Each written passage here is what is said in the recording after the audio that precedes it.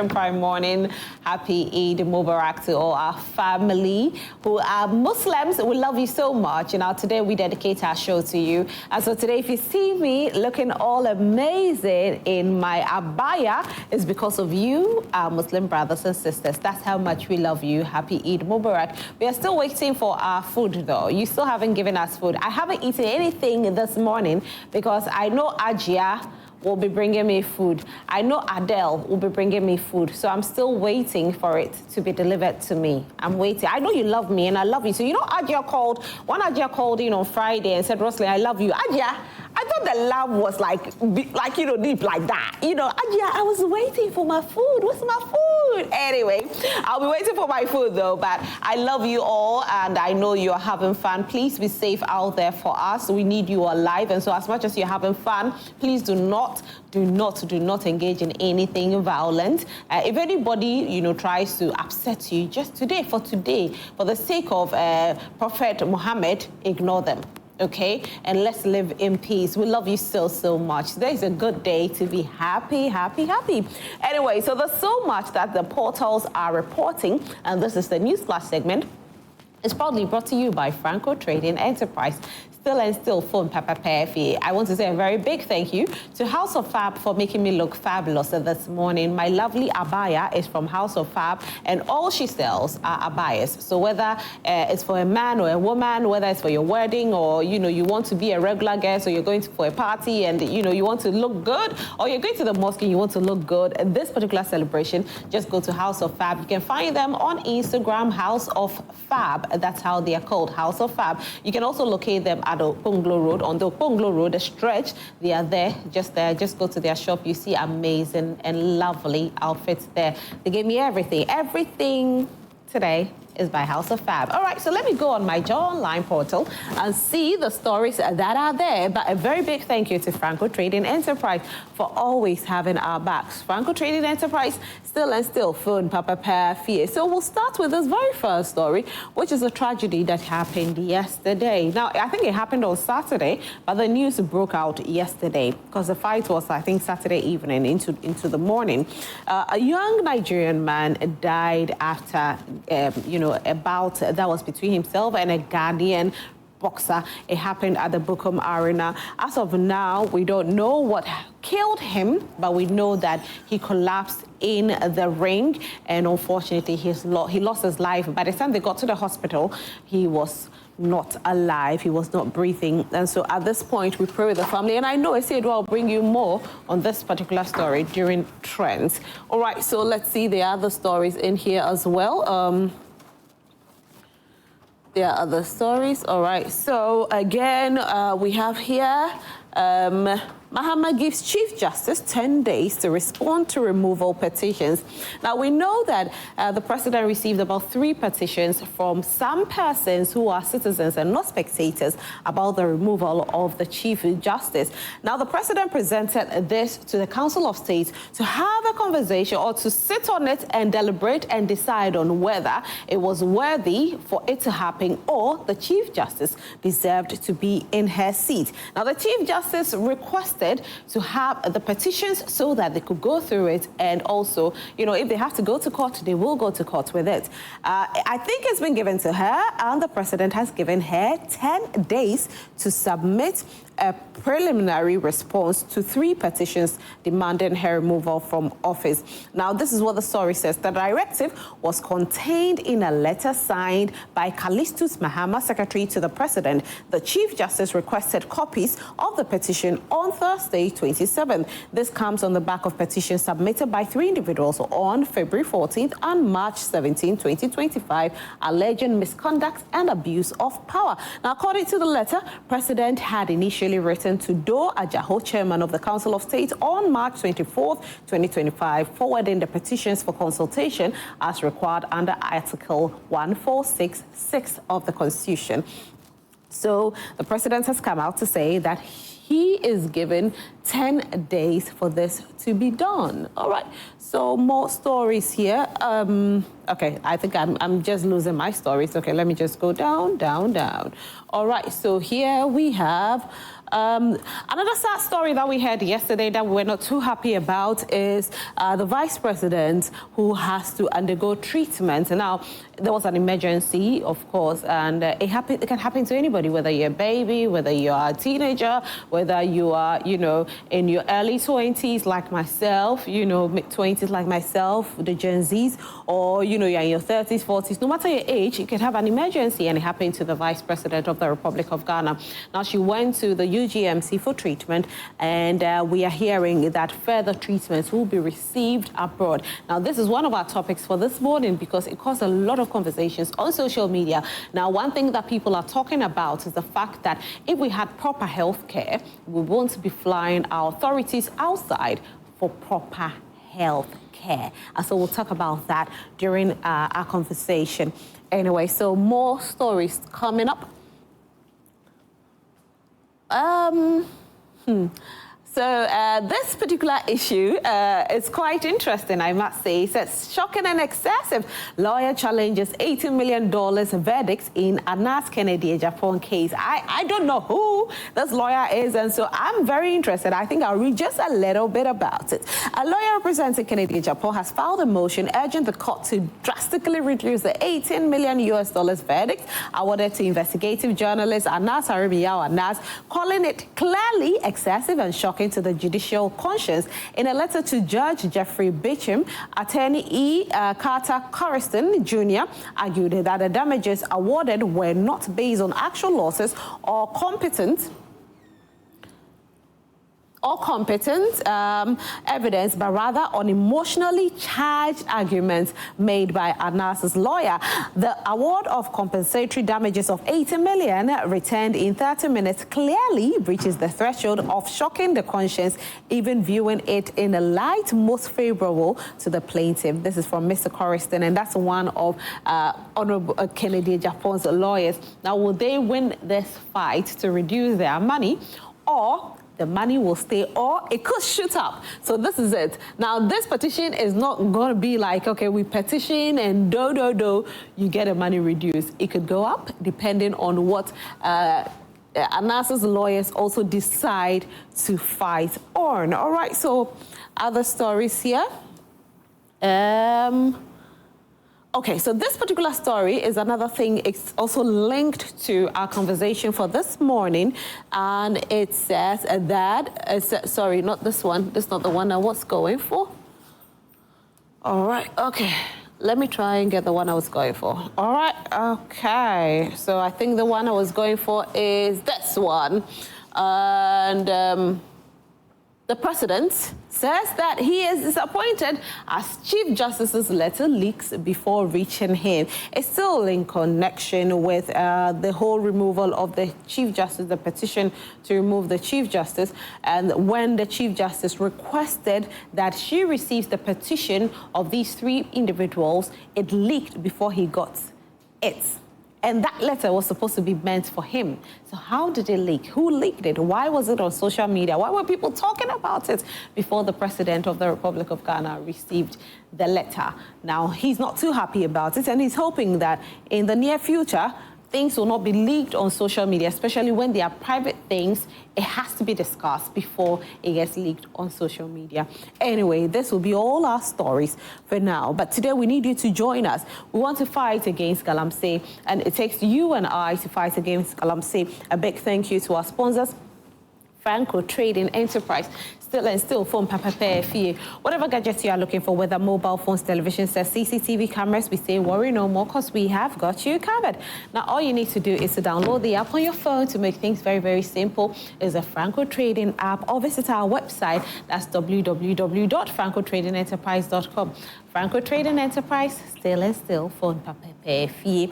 I'm not here alone. I've been joined by the wonderful Awo Kekali. Good morning, Awo. Good morning. How are you? I'm doing well, yourself. I'm fine, thank you. Looking good. Thank you very much. It's all courtesy House of Fab. Wow. Yeah, she styled me this morning. And I feel like I look so fabulous as well. Seriously? Yeah. And so it looks so good. Thank you. If you have any event, like you have to go and represent, you know, your Muslim brothers and sisters, just go to her. She'll style you. Okay, where? Yeah, she's at It's legal. You know the Baulishi Road? Yes. Yes, Oponglo Road. That's where she is. Wow. Let's go to her. She'll Yeah, I love it. Thank you so much. All right, so on that note, since Awu has joined us, I think we should start our conversation with the Galamsey issue.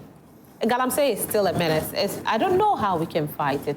We know that the government has promised to fight Galamsey.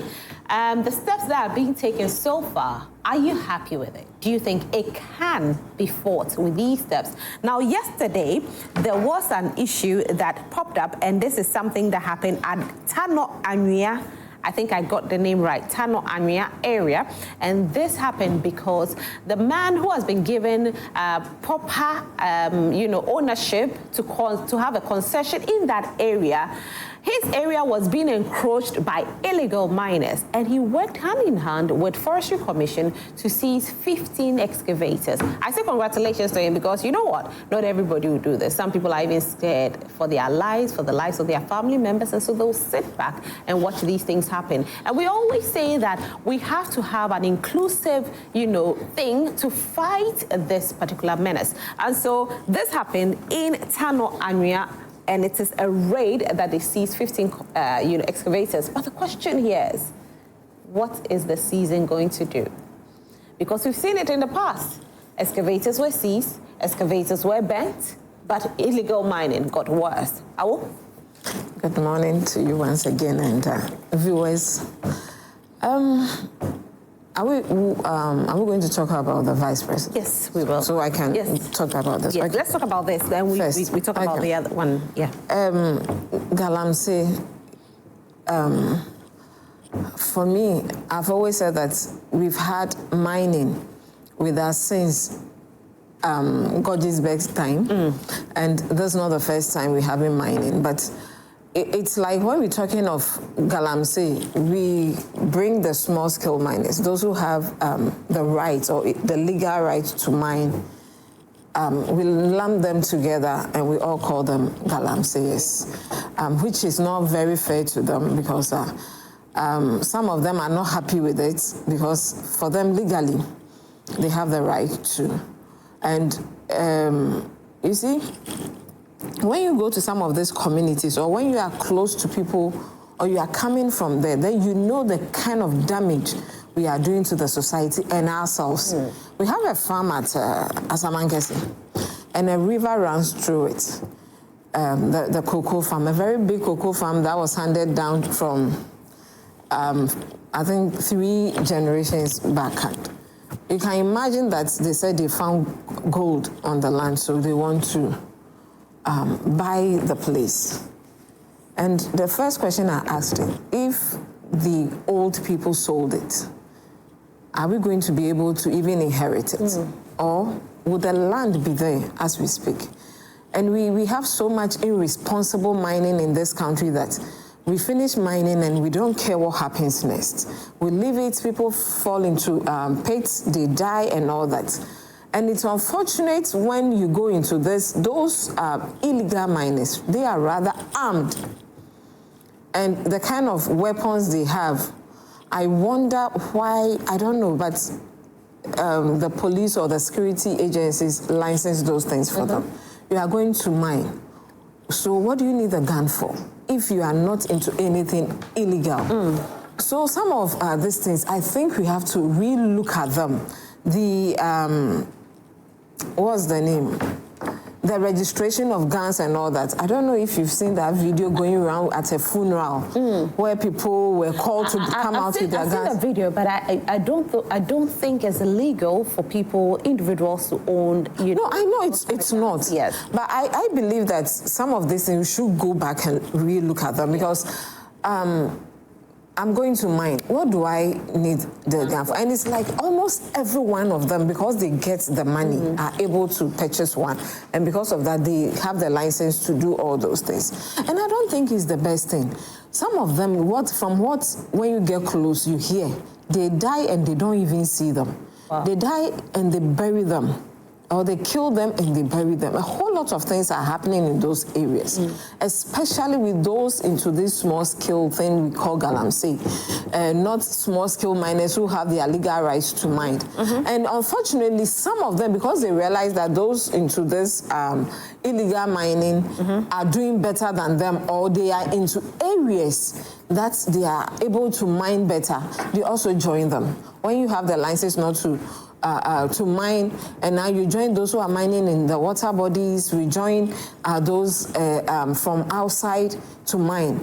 And I'm talking about our immigration policies too. Because at the end of it, you get everybody and anybody enter this country, and we don't know what they come to do. The next thing is you hear them mining. Recently, we heard about 15 or something number of Chinese persons who had been arrested in connection with the ECG lost containers. And so when I saw it, talking about you speaking about the immigration thing, I was wondering, did they enter into this country legally? Question.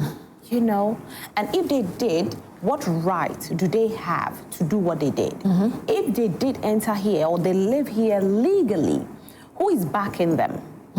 Because you can't just go to the port and get these things. These are the questions I've been asking. Because how do they enter this country? As what? Tourists? Business people? Miners? Or what? And what is immigration doing about these people entering this country? Because we have seen it over and over that the Chinese is taking over virtually everything in this country. They are into mining, they are into, even farming I don't have issues with. But this, is it champagne or whatever, those machines they bring, does it not come from the ports? What is the port security doing about this? When these machines come, are they inspected properly? Even before this thing travel from Accra or Tema to wherever it is going, the villages, the Ashanti region, the eastern region, the western region, is it inspected on the road? Because we know that at a point, sometimes these things happen. We get people do this thing. We enter, we see police people inspect cars, but we don't see any arrest being effected, and all we see that the car will just pass, and the next thing they are in the forest, they are on our water bodies, they are just mining everywhere and doing illegal things in this country, and we don't get to say anything to them. And I asked the immigration, the customs, the security agencies, as at a point of entry and exits, what happens from our ports, from the airports? What is being done to make sure that these people come? If whatever they say they are coming to do, that's what they come to do. How do we check them in here? How do we check them? How these opinion leaders, or how do they get the lands to farm on, to go mine on? Mining. What is happening in this country? Don't we have our chiefs again? Don't we have opinion leaders, our assemblymen and all that? Look, those times I love to go to the villages when we are on vacation, because you go and you see that systems are properly in place. Things are done properly. Our chiefs are just on top of issues. Things are done well. But it's unfortunate now when you go to the villages, it's like everybody have thrown their hands in this peg. The chiefs don't even know how some of these people get into their community. And you get them arrested. The next thing is they say calls from higher powers or that kind of thing. Above, calls from above, whatever it means. And the next thing is they are out. I remember recently there was an arrest in one part, I've forgotten exactly where. Erastus was there or something. And the next morning we hear the commander there have granted bail. And one issue I also have is when we travel out and we are found on the wrong side of the law, we are jailed there. Jailed. But we want to take them out, and the next time they are coming with a new name. And they are back into the mess, the criminal activities. All right, let me go online and speak with Erastus Asare Donkor, who has joined us. And Erastus is really fighting galamsey. He's given his all. He's going through all the threats, but yet he is doing so well without any fear. Erastus, good morning. Good morning. How are you? God's grace. Great. Good. Thank you so much for joining us this morning, and thank you for fighting galamsey. What's the current state of it? I know we spoke last week, but today's another day. And yesterday there was a video trending where we saw a collapse or a landslide that happened. It was trending, and also the 15 excavators that has been seized at Tano Anyia. But what's the current state as we talk this morning? Well, what we are realizing now is not good. We are seeing a situation worsening, and we are not seeing what government plan towards fighting this is. In fact, the Tano Anyia enclave has become a hotbed for Galamsey these days. The more we talk about it, we draw government's attention to it, we don't see government's plan to raid the forest of illegal miners. We are rather seeing entrenched positions, vested interests, interferences with those who are trying to fight the menace aside government. And that is not good.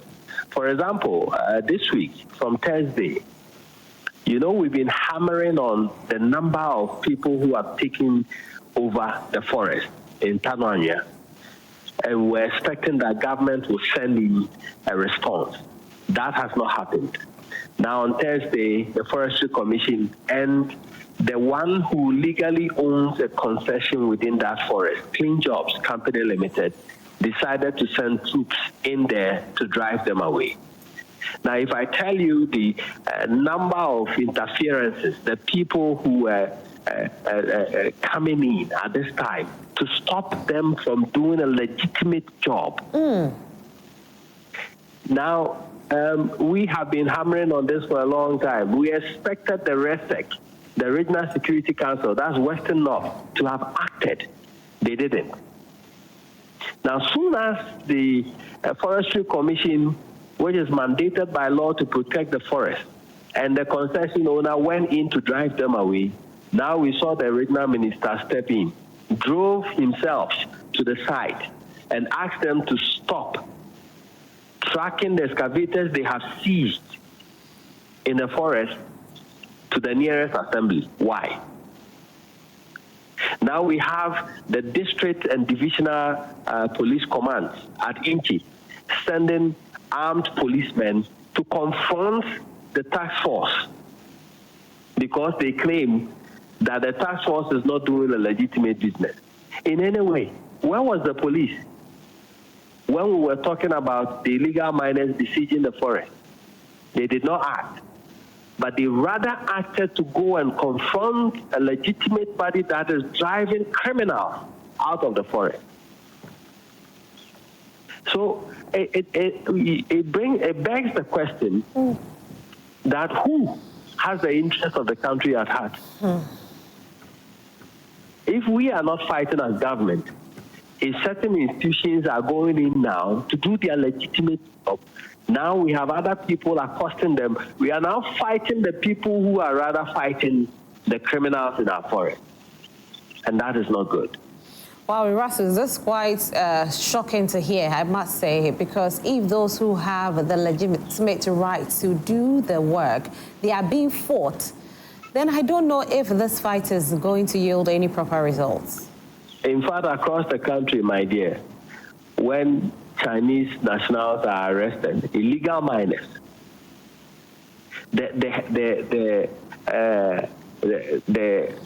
I don't know how to describe it. The way people, policemen, other people are ready to grant them bail so fast. Really?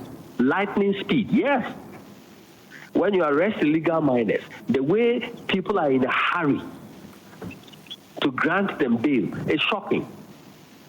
When you report illegal miners within your community, the complainant now becomes the person who is now being targeted. How is that possible? Erastus, what could be the reason why this is happening? Because people get serious money from it. If you are able to grant bail to a Chinese miner, you get your cut. People strike deals.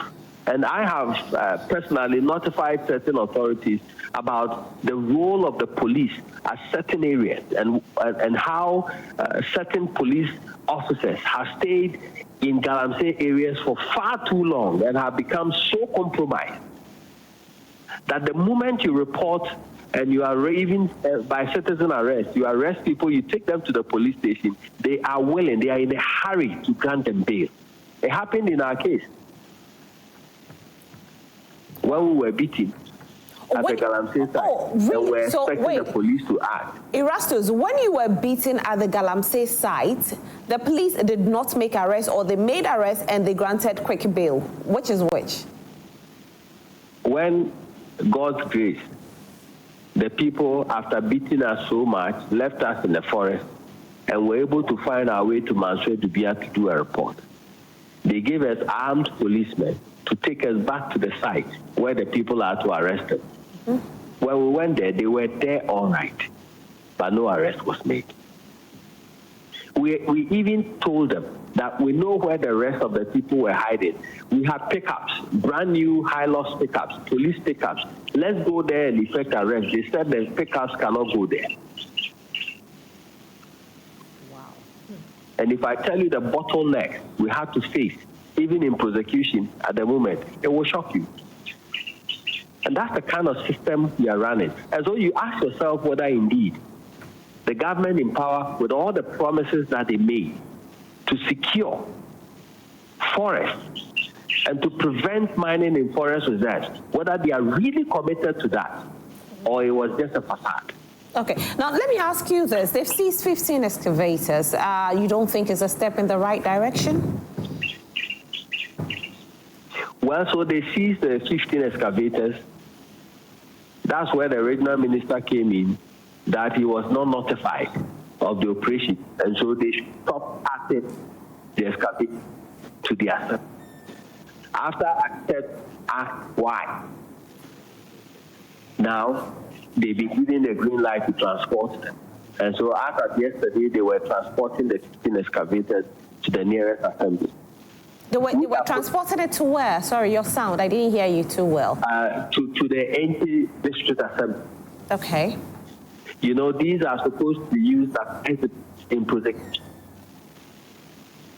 And then, when the miners heard that the operation was happening, they had already tracked 25 of the excavators from the forest to the nearest village. And when the task force wanted to seize those excavators as well, you had the deputy forest manager of that area saying no. Okay. So you see, it's a whole murky situation. Sometimes you don't even know who should be doing what. Wow. People with divergent views, vested interest. Because how come the person who is supposed to protect the forest, he has seen that excavators are being tracked from the forest, used in illegal activity. And they've been tracked because operation is coming up. They've got a tip-off. And now the task force is in. Let's seize those excavators and let the people come and answer why those excavators are at the edge of the forest. You said no.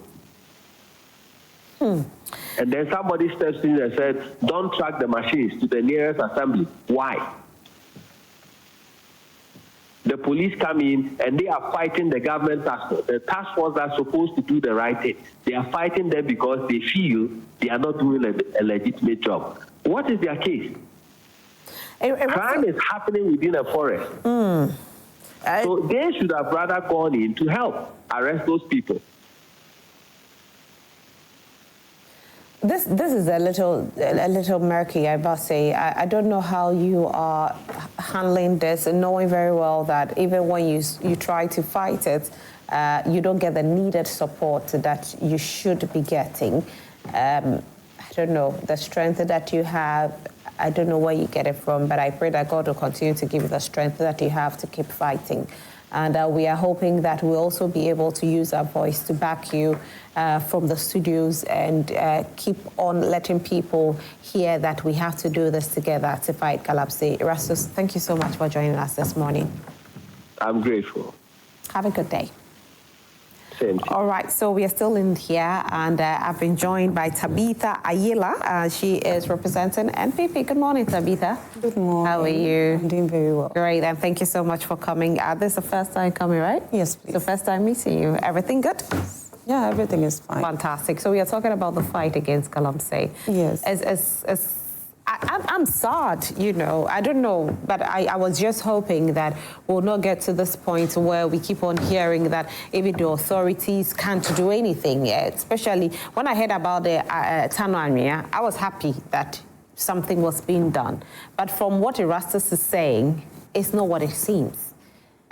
We thought something was being done, but it's the opposite, because authorities are fighting themselves to prevent, you know, some excavators from being seized and all of that. And for me, again, I say I know that it's a struggle for communicators to speak for your political parties, because last year NPP had to speak and you had to find a way, because individually you don't like what's happening. But it's happening.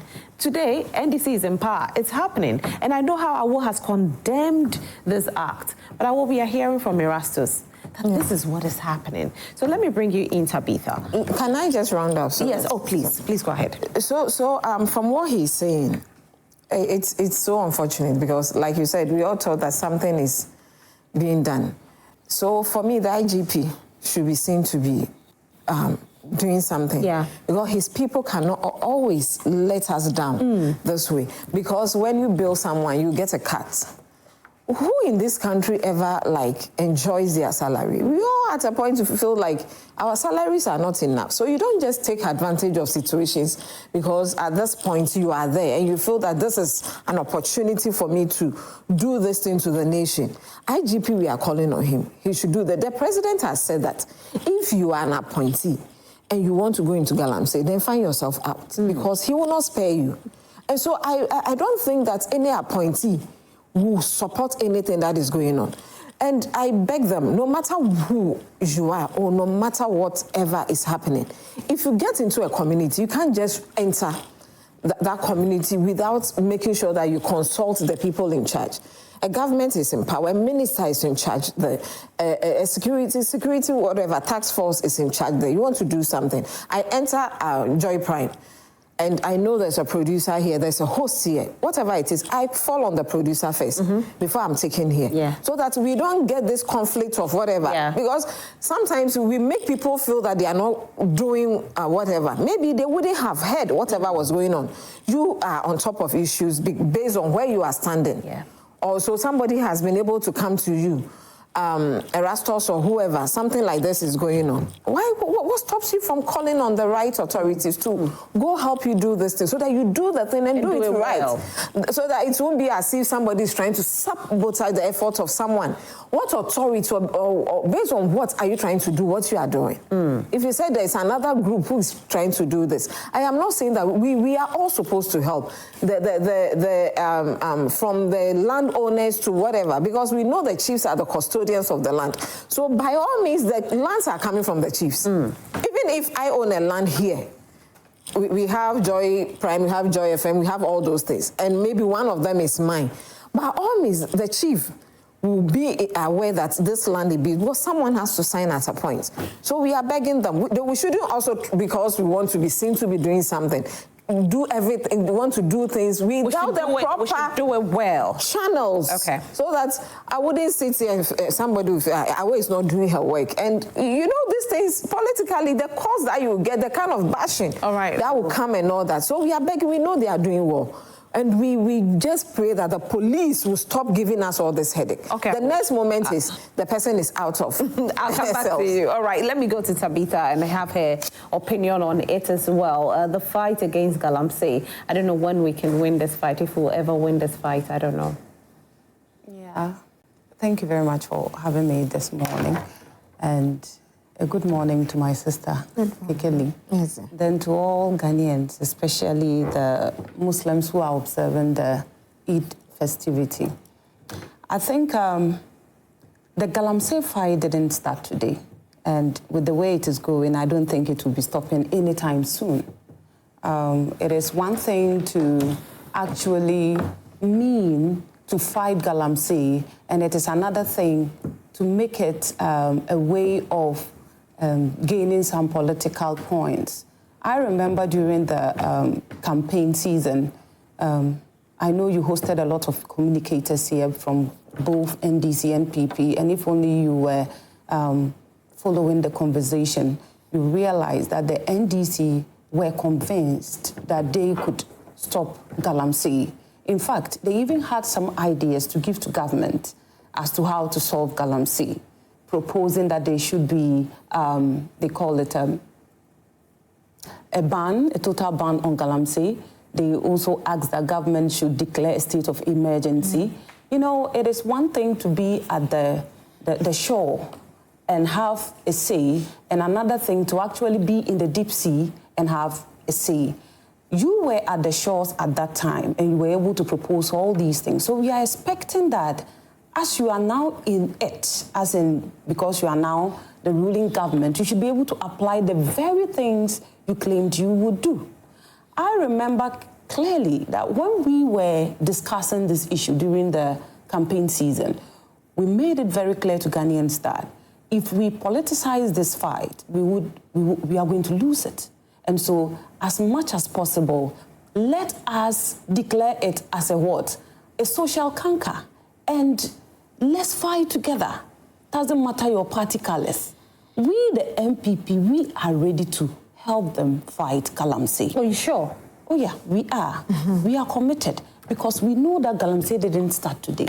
And so if we do not come together to fight it, it will never end.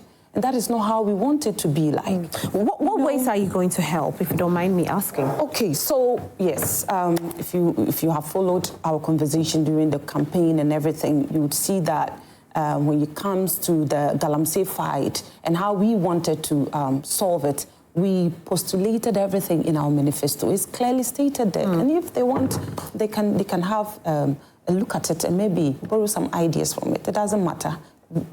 After all, we all want to build a country for all of us.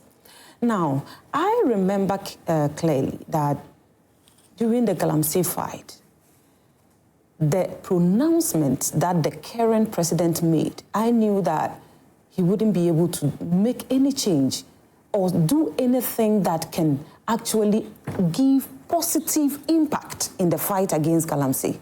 Some of these declarations that he made that I will always condemn was the fact that he is coming to give amnesty to people that have been lawfully convicted of doing Galamsey. Lawfully. I was of the view that, look, immediately you give these people the amnesty, you are indirectly emboldening people to continue in that trade. They didn't listen. Now, from what Erastus is saying, it is clear that they themselves are eager to go and give these people bail whenever they are being arrested. Are we progressing or retrogressing? Which are we doing? Now, we have seen clearly who the kingpins of Galamsey is. It's evident. If you have people like the chairman of a political party, and let me be clear, because this is it's a public knowledge, that the NDC chairman came and publicly stopped government officials from conducting a lawful halt to Galamsey, and that he was not informed before coming in.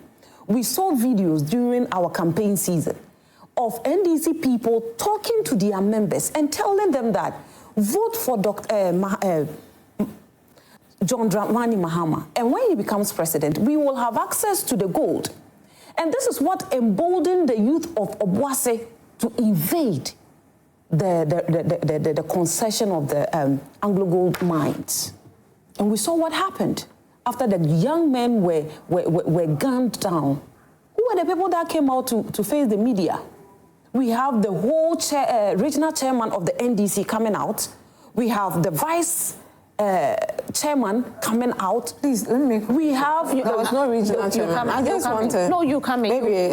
So party... please write. Sorry. Okay, so party executives, regional party executives of the NDC came out, leading parties. Yes, some of them came out, and they made it clear that these are our boys. At least you should have given us a heads up. instead of shooting them down.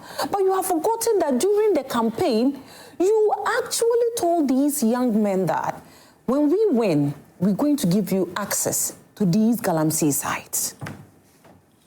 As I said, our commitment to fighting Galamsey has always been, hasn't been a secret. We are out there to support the fight of Galamsey. We don't want situations where Ghanaians will have to be talking about Galamsey in the next 4 years when we are getting... But it's quite interesting. I like what you just said, that, you know, your fight against Galamsey is very, very strong. And we'll have to end this conversation in a minute so I can move on. But it's under your tenure, we saw the worst of Galamsey. Galamsey turned into something else. My whole life on earth, 25 years. I had never heard Ghana Water tell us that, you know, in the next number of years, we could have to import water, drinking water, that we know that it should be accessible for all. We never heard or we never saw our rivers that bad. And so, yes, as much as you were fighting Galamsey, some Ghanaians felt that your fight was a failure because we saw the worst side of Galamsey that we shouldn't have seen. So then what difference will your help make to fight this one? Okay, so you see, you were talking about the fact that the worst state of water in Ghana was observed under this, our tenure, which is very debatable because as it stands, the turbidity levels of the water hasn't changed. That is, if only you want to do due diligence and speak to facts, because as it stands, because of propaganda's sake, people came out and were saying that the turbidity levels of the water was high. Have we gone back to find out the turbidity levels of the water? Just recently, I had some few guys from the MPP visiting those same sites that people made political capital out of. And the state of the water has not changed. The state of the water cannot change now. It will take more than 10 years it's to change not true. It can change Ask now? me why. Why? A river is a running water. It's not stagnant. It's running. And anytime water runs, it means that the water you met in 1 hour may not be the same water you will meet in the next 3 or 4 hours. But research doesn't say so.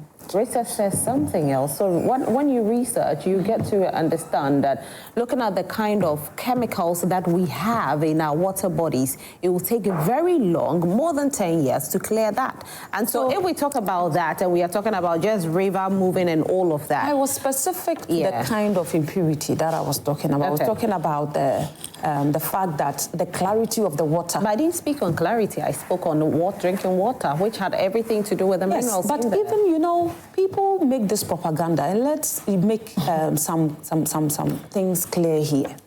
Whenever water goes through treatment, that is Ghana Water Company, they make sure that they treat the water, okay, thoroughly, and they make sure they subject the water to quality tests to be sure that the water is wholesome enough for consumption before it comes out. I will not sit here and say that Ghana Water doesn't do due diligence with the treatment of water. If I do that, I'll be a hypocrite. Okay? Now, if the water is being treated for consumption and it is safe for drinking, then there is no cause for alarm. The only problem we may be faced with will be with our vegetation. Of course, we feed from these plants, and these plants will take water, or should I say, take mineral salts from the water to get fruits or whatever for us to depend on. Now, the question is, even though these, what do you call them, in the sediments, you have some of these toxins in it, but let's be honest with ourselves.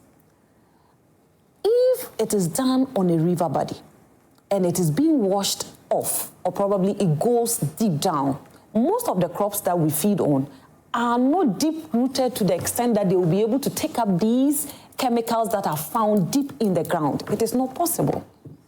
Because plants, depending on the size of their roots, will depend on where they take their nutrients. And look at the depth of water and how far off the chemicals are embedded. Are you telling me that we still have that going on with our vegetation? No, No, it is not clearly that So are way. you trying to say what that I am saying is what that Ghana Health Services told us some time ago, not too long ago, that there were children being born with cleft due to our water bodies, due to the fact that the minerals in there were so contaminated in our waters to the extent that the food crops that were being planted were being affected. Is not so? I never said so. Okay. No, I'm just asking, is that what it is? That is not what I'm saying. What I'm saying is that if they actually stopped the mining, the illegal mining, and our water bodies are clear, then we should be seeing some positive results. Okay. But if it continues to be same, then we shouldn't be expecting to hear something different. Okay. All right. That is why I'm saying that the river bodies have not changed. The turbidity levels have not changed. The water is still looking muddy. And nobody can say that it is not looking muddy. If only Erastus was online, no, nobody can say that. I mean, Erastus has made us aware that so it's he would still bad. So to say that it is worse. No, I didn't say it was worse. I said we saw the worst of The worst. it. And But do you also know that it was also under the same regime that a lot of measures were taken that still couldn't yield so much results? That's what I said. I said that you fought it. We fought it so hard. But then we saw the worst. And you see, if you look at the history of Ghana and our fight against Galamsey, you will see clearly that we have mounted the most force. Okay, on that note, I have to move to our because of time. No, time. Everybody has a time that they speak for. So your time is up. Let me just 30 seconds. I'll give you 30 seconds. My point is this. Prior to the elections, there was a declaration that the NDC could solve Galamsey within a week. And so I want to see those pronouncements come to life.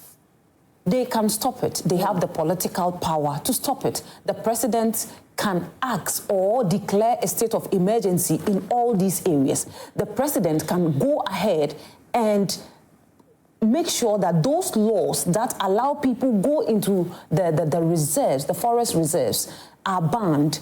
He can do those things. He should do these things quickly so that we can have a headway. Fantastic, Tabitha. I will just 2 minutes to make the point. About the president or the NDC saying that we're calling on the MPP to give a state of emergency. It's not accurate. It wasn't the NDC. You know, Labour, whatever, what's their name? Labour groups started calling for a state of emergency and all that. No, but I think I read it in the portal so that President John Dramani Mahama did say that the president should... When the people said it, we all joined. Okay. So he did say... So are you saying you joined? Listen, because we didn't come out. That's what I want to correct. We didn't come out with that thing. Unfortunately, when they had the support that we should do this, when they went to see the president, whatever happened, they decided, some of them decided we are not going to go ahead with the strike or whatever demonstration again. So you can go. For the first time in this country, the Catholic bishops went on demonstration because of Galamsey. That is how bad it is. We are just 3 months in office, and we are putting things in place when the foundations are good. My sister, if the foundation they said they laid, that they fought very well, we wouldn't have been here. But I understand you, but the power is in your hands right now. We are doing it. Declare the state of emergency like Ghanaians said you should, the NPP should. And it's one of the reasons why they lost the elections. Why did they stop? Why is it that when they gave them the ultimatum, if you don't do this, we'll do that? Why didn't they go ahead? What was it that, why was it that when they went to the Flagstaff House, they came back and they decided not to go on demonstration? What went into that?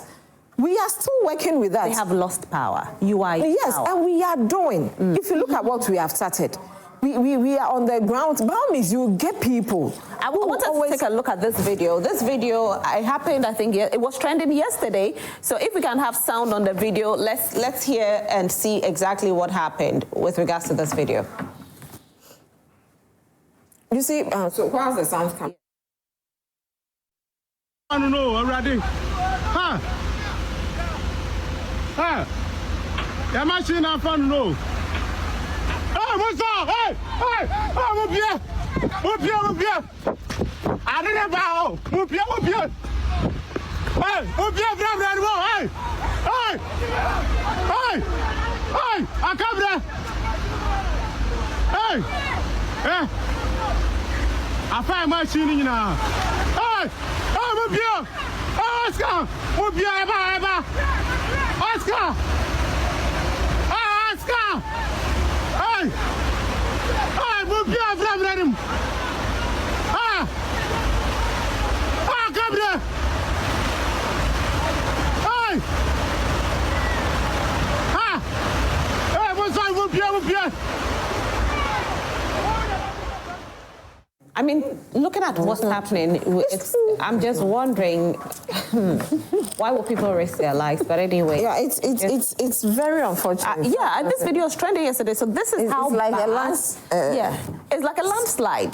That's What it is, and it kept on swallowing, you know, everything. Yeah. If humans are out, I'm happy, but the machines, I don't have issues with them. Oh, but Because just if you are- recently, if- one minus area, there was the same thing happened, and a small boy died. I don't know whether you heard about. What's the small boy doing on? No, I'm coming. but they What is have- the small boy doing there in a Galamsey site? No, Galamsey, he was at home. It happened. It happened in the house. Yes.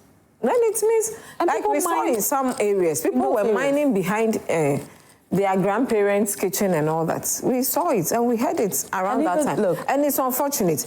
Do you understand? So Tabitha was talking about a flowing river, which I believe. But do you know the forest is the source of our water bodies? Most of the forest and some of these rocky places. So if you are mining in the forest, how can we get clean water? Because I followed GTV one day. I just sat at home. They were trying to, with drone, trying to see if they can see a clear. And for 2.5, almost 3 hours, I had to leave. Because they couldn't. They started from a middle of somewhere. They just wanted to see the source. If they would Forest meet. reserves, I have spoken it here time and again, that I don't know how this bill got passed in Parliament, LI 2462. I'm still waiting for that repeal because I still don't understand. And the president has the power It doesn't to make repeal it. sense to me. It was in Parliament. It's in recently. Parliament. It's in Yeah, but they were Parliament. trying debating to on it. declassify some. No. They are debating on it. They are trying to. We can't take everything out of the exactly. They need to. So So it you is the can't forest just rush reserves because, yes. and the water bodies, but there are certain things in there that they could maintain. Yes. Yes, but, but we are there still was an waiting for- argument that was put up out there that EPA is mandated to ensure that some quality standards are observed by miners. And that even with the total repeal of that particular LI, there will still be some reasonable level of, what do you call it, control over our land surfaces. So it's not really entirely true that if they repeal the whole LI, it will affect anything. It has nothing to do with anything. But It has. So for me, You are not in Parliament. So, no, that is why I said the argument the that LI is coming out. 2462. Okay, Maybe whatever it is. Let's go into it. All I need is that the water bodies and our forest reserves Won't be touched. won't be touched. Simple. Those are the things I want out of the LI 2462. Everything Yes. else. Yes, so But those two things they can't should repeal be everything. repealed. Anyway, I That's don't know why if it's we have, going through. we do have some messages, and then we'll just read the messages and go That to is our why next- we have to our do next some of this story. thing. Okay, so And let me correct this. I think that the president then said that he will give amnesty to people who were legally jailed or something. What the president said was the campaigns behind the mining are sitting in their offices, and they were government officials. Even from Professor Frimpont's reports, there were people. We even saw the likes of the Charles Bisu and the rest who were found saw that guilty. part, but you didn't see where. Oh, let me speak. Okay. So do you understand? So if the president said all these people were sent to go and do what? Mine for them. It's like I have a land, go and build for me, and now you come and pick up the contractor and his workers on the field. Did the contractor buy the land? No. So the people who own those concessions, who are sitting in Accra in their ACs and sent people, and those people were arrested. They just go look for. What there's no, there were no jobs. all right. So Okay. I will do this for you. I will pay you Tabitha, I'm this. coming. I'll Okay. pay you this. So people So that's why we say we are going to use all those guys for these land guards. All right, I will. So that at least there's a job for that person to do. Let me let Tabitha react. Just so 30 seconds to react. The one joke she just mentioned here this morning. No, it's not a joke. Don't say that. No, don't say that. Retract it. Oh, you won't talk. Wait, I won't say a joke. But you see, I don't know whether you've seen, she talked about the land guards. The land guards, we all know,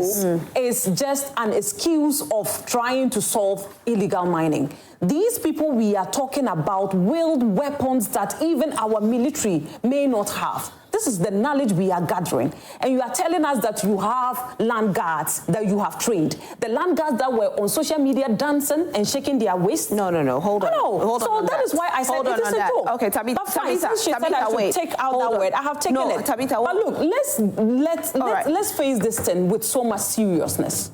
You people claimed that you knew that there were kingpins. What is holding you, now that you have the power, what is holding you from making the arrest of these kingpins that you are talking about? All right, on that note, I just want to read a when few your let me read a few, chairman are now giving people permission to get into mine let me read a few messages. Be serious here. As much as possible, Tabitha, please try as much as possible to keep your words very, very... Wait, I will let me handle it. I will let me handle it. I will let me handle it. And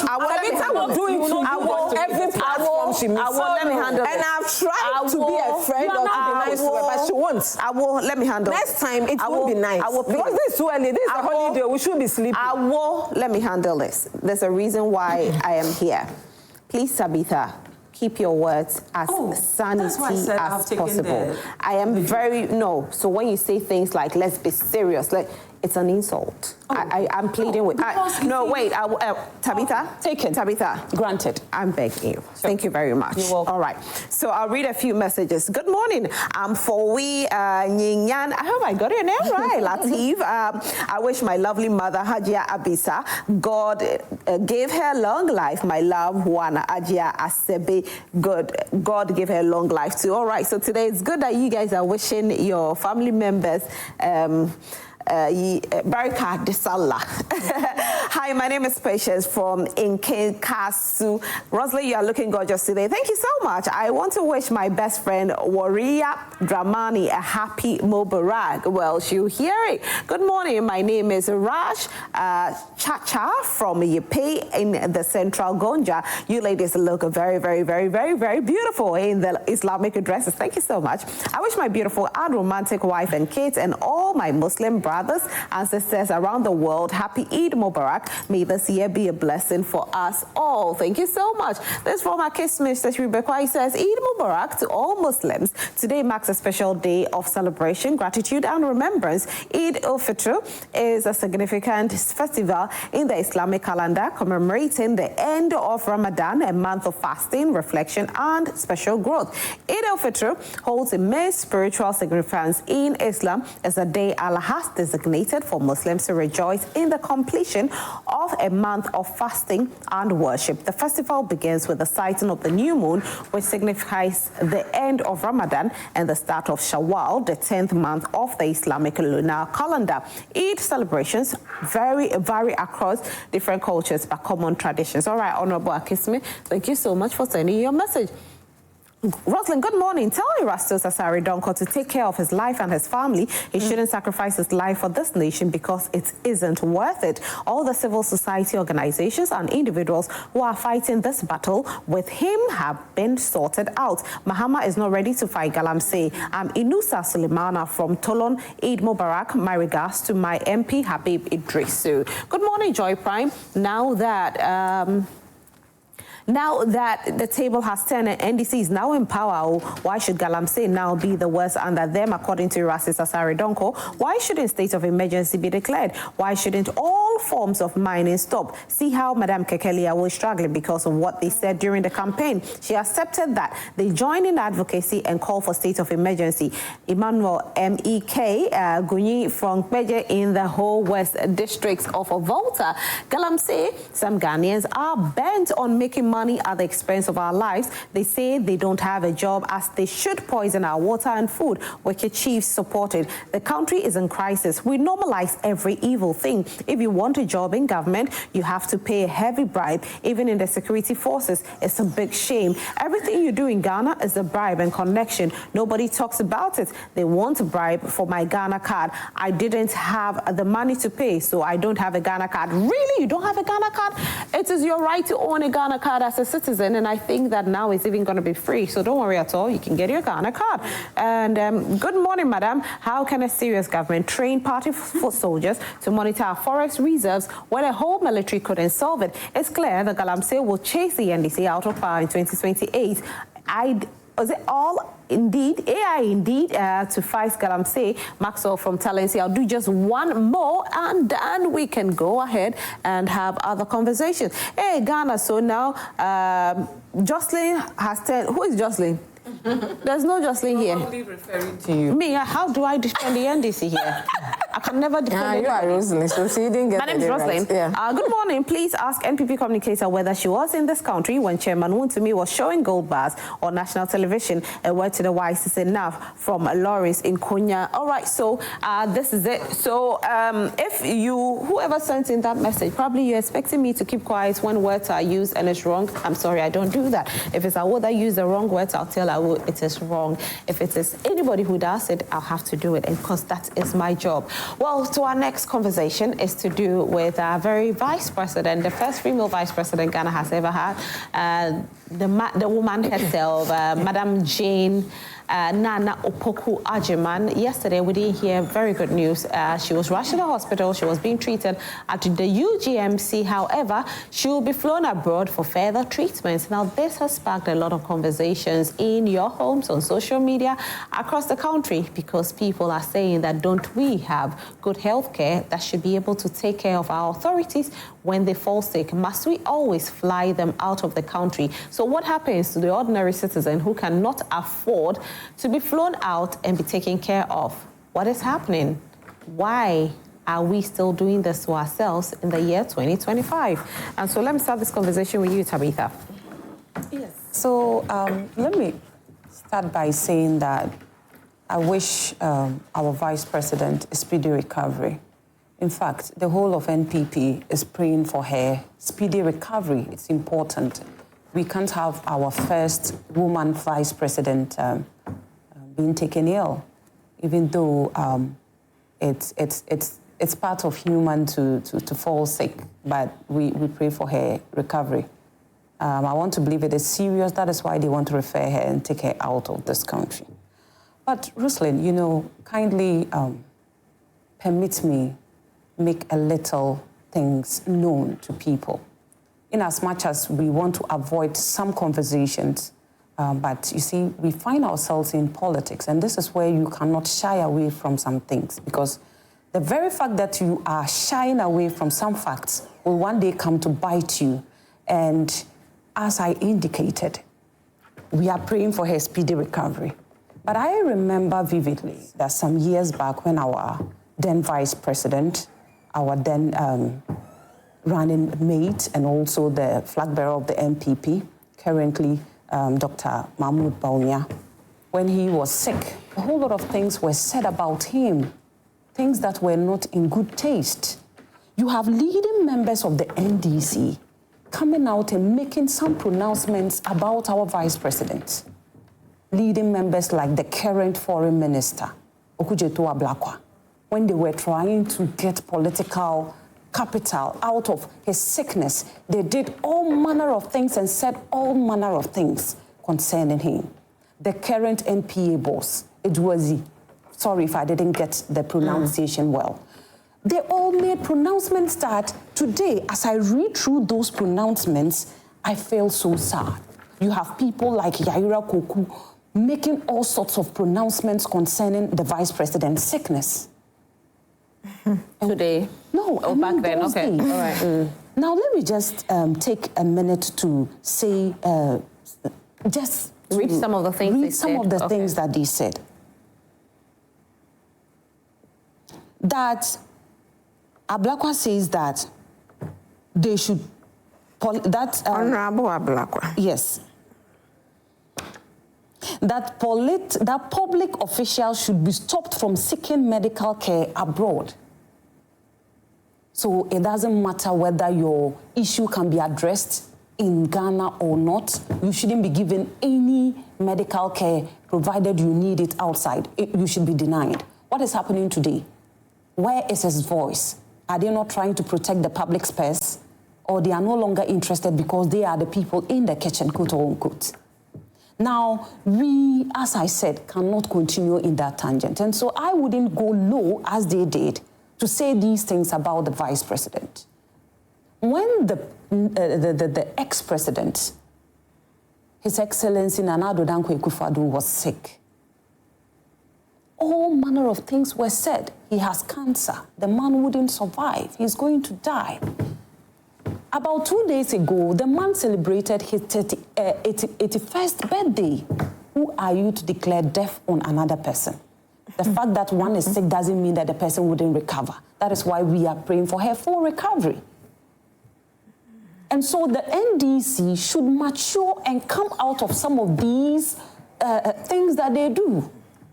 It wouldn't help. That is why I indicated that we are committed to fighting galamsey. Now you have the whole Erastus coming out and saying that his life and that of his family isn't, he said something, he wrote it on his social media wall, okay? That their life are sorry, I've forgotten, I wanted to quote him, but I just cannot quote him, do you understand?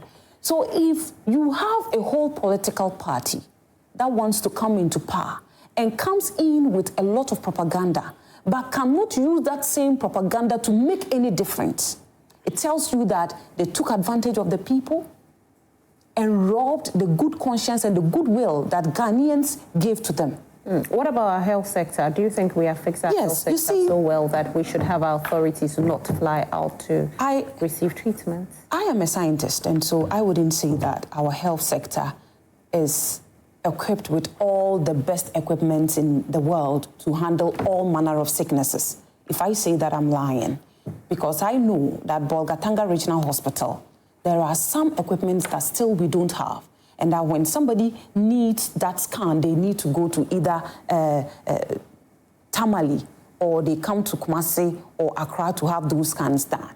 And so I wouldn't sit in the comfort of my house, and because I want to make political capital out of somebody's sickness, I say all manner of things. And so I know that it is not all specialists that are in Ghana. We are still, we still need some specialists in Ghana that we don't have. I can tell you for a fact that in my region, Upper East region, I don't think we have an oncologist there. It's just last year that they were able to fight to get some dialysis machine to start handling dialysis issues. And so for me to come here and ignorantly say that the vice president can get all the medical attention she needs in Ghana, then I think that I'll be doing myself a Do you think the political parties have failed Ghanaians as a whole? Because if we look at this in the 21st century, 2025, don't you think that your region should have had all these things as of now? Yes, as I said, we should have, but unfortunately we don't have. I remember when we started retooling and putting in equipment in the regional hospital, which the ex-president, Nana Addo Dankwa Akufo-Addo, a minute more. Yes, came and commissioned the regional hospital. We had a big facility without equipment there. It took the MPP government to come and put some equipment there. As we speak, they have constructed a modern, an ultra-modern, they call it what, mortuary in the region. And I think it is one of the biggest in the region so far, because those days, the one that we had was not actually good enough to hold a lot of corpse. So you have nearby constituencies like Navrongo, Sandema, and other places bringing their dead to Bolga, because that was the only place that had a morgue. Now you go ahead and you look at the MPP and what we have done so far with our health sector. You remember, during the COVID time, that was when the issue of building 111 hospital came up, because that was what exposed the poor state of our health system. And so when the government at that time saw that there was a need for at least each district in the country to have one standard clinic, they decided to bring about the Agenda 111 project. And even some regions... How far with it, though? So far, We are aware that the government was able to commission 3, and we are expecting them to be working. But unfortunately, I think the NDC is not fast-tracking their... All right, so three out of the 111 are fully built, okay, fully furnished, and commissioned. Okay. But we still have the others in at different stages of completion. Okay. And another thing I need Tabitha, let me move on. I'll come back to you. Don't worry, because I don't have enough time. Yes, Thank you so much. I just want to wish our Vice President, I call her the destiny child, a female who has led, been the first in most of these activities. I wish her a speedy recovery, that God should take care of her and heal her early. Because when you look at this intensive campaign we went through, and after that, forming governments and running around. Recently, she was at the barracks because she's now the head of the army. It's not been easy, and she's not taking rest.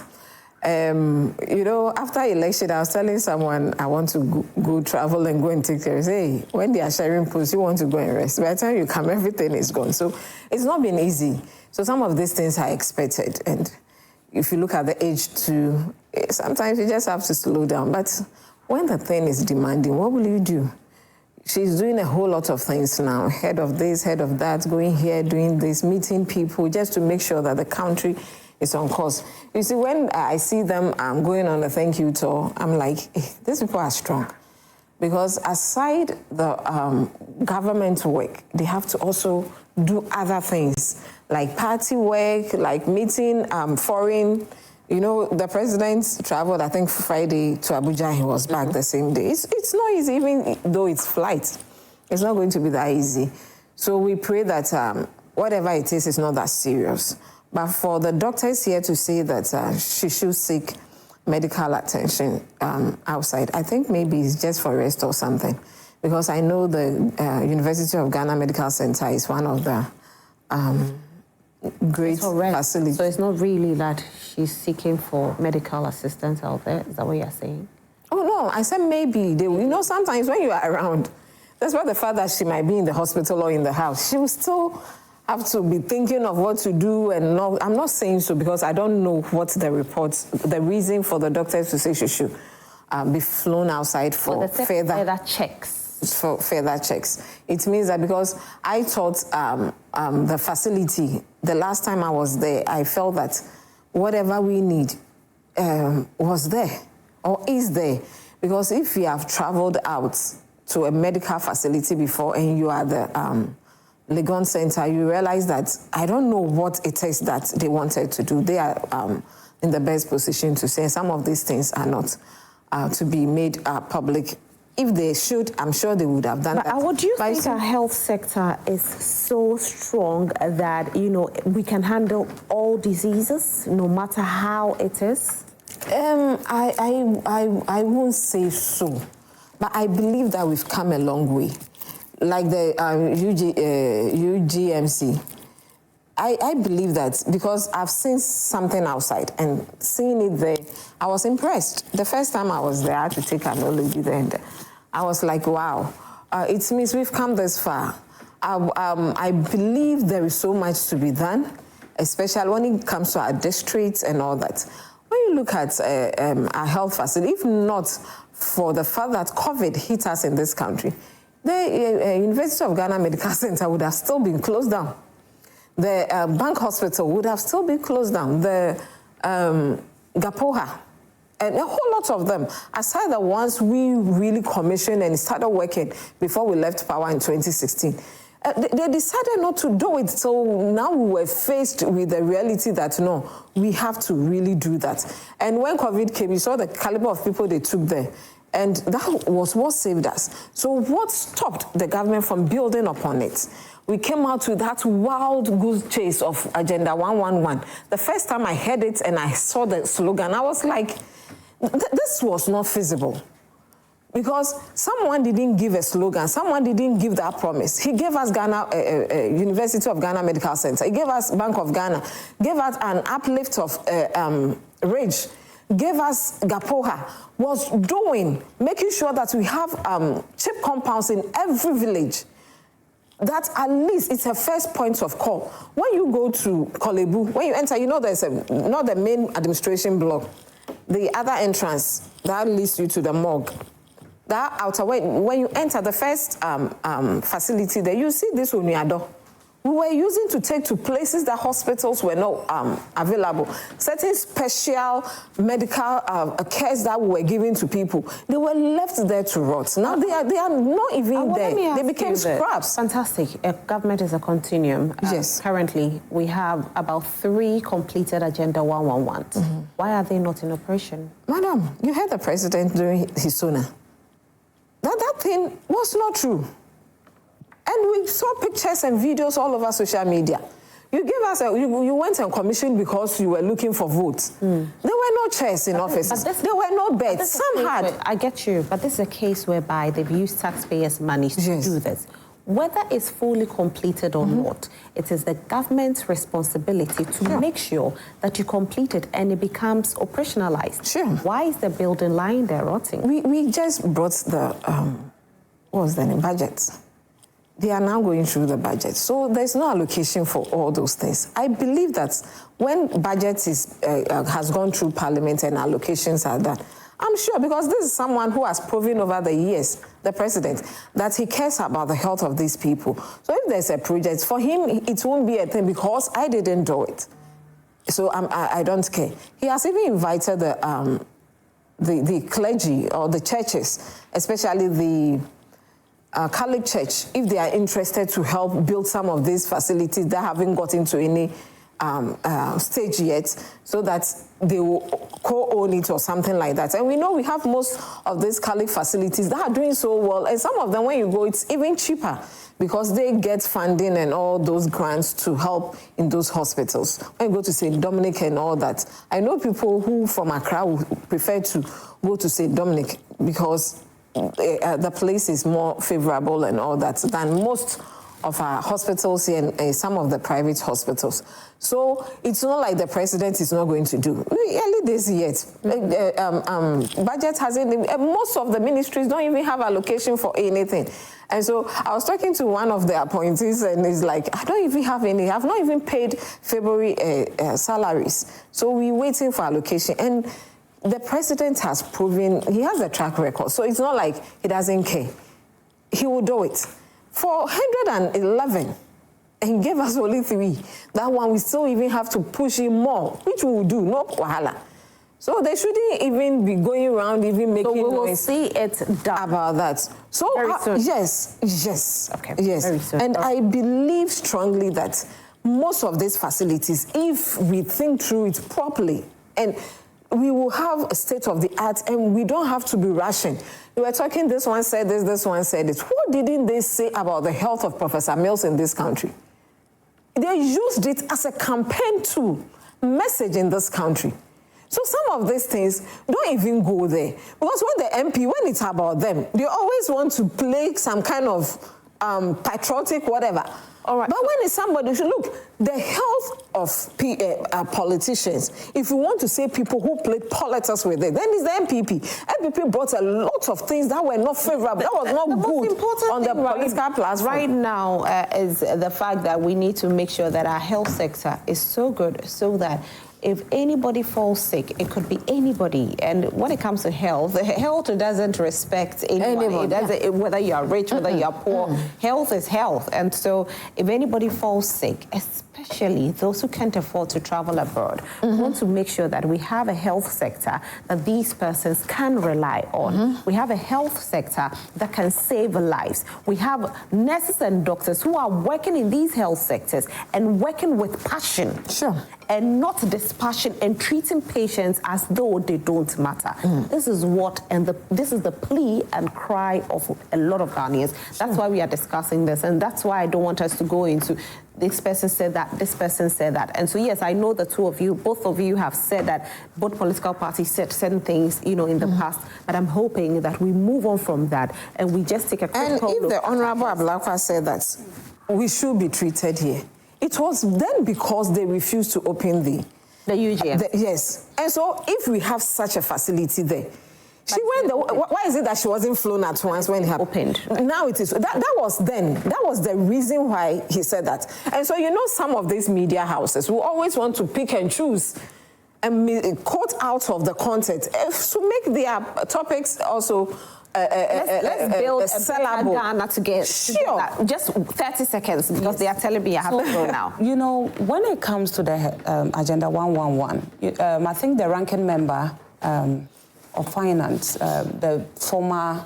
Finance Minister, Honorable Amin Anta, made it clear that funds were made available for the continuation of the Agenda 111 project. So if she doesn't know, I have brought it to her attention. So there shouldn't be any reason why the work on the Agenda 111 should be stopped. If they think that what the former finance minister said is a lie, then they should come out with that proof. If not, we don't want to see it stopped in any way. Fantastic. Another thing, she has been talking about the UGMC. What's there funding? There's funding allocated. I'll find out. Yes, please do that for us. I will. So it's even a story that was covered by your own media. I'll find out. He said it, but was there money for it? They would have finished it. Should be responding. Let your finance minister respond to that. You may not know. Now, I know, all of us are it has to do with. Okay. So let's also take a look at the UGMC that she has been talking about. We all know the UGMC is in two phases. We have the phase 1 and then the phase 2. The phase 1 was built by them.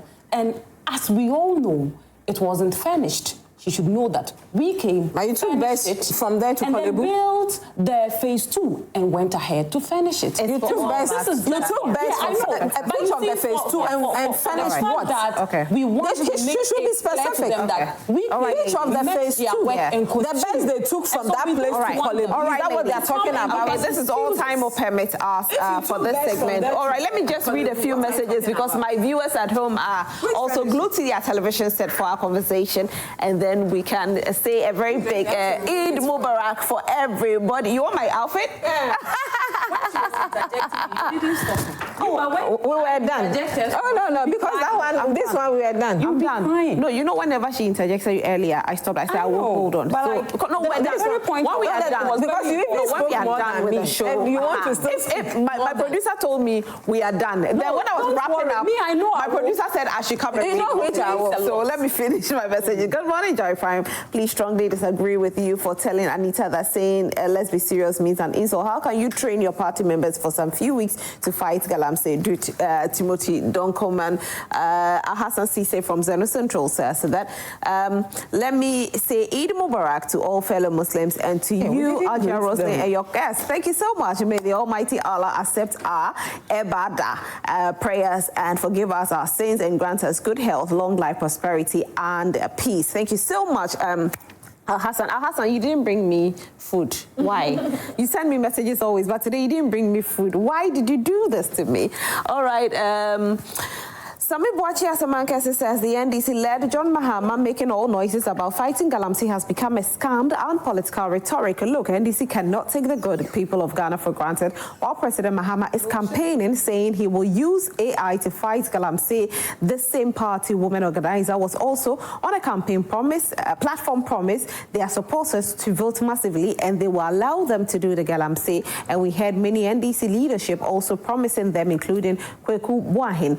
So Mahama should use every possible means to stop Galamsey. We don't want any excuses. Okay, so this one says that Okujeto Ablakwa, okay, I think it's to do with the comments you said. The hypocrisy of leading members of the NDC has caught up with them and they are struggling to defend our vice president to receive medical treatment in Europe. When has the NDC dumped the idea of treating politically exposed persons in Ghana? Madam Post, take a look. Maxwell from Talensi, and he says that the NDC rep is struggling. My NDC. Okay, so Tabitha, are you saying that the MPP want to help the government fight Galamsey? When will Ghanaians stop playing games with our mind? You don't care about us, so don't lie. Tabitha, you said your government fought hard.